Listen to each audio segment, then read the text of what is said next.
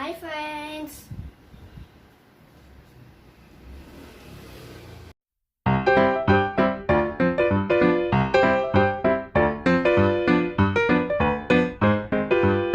I'm going to put Elarz lechon. Wow!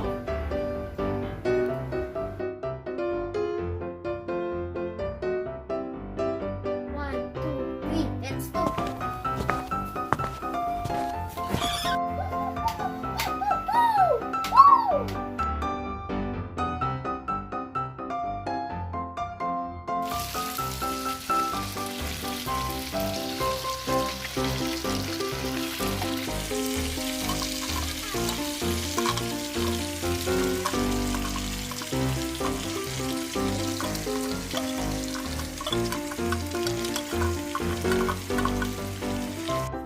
Don't need the oil and stir how to make it crispy.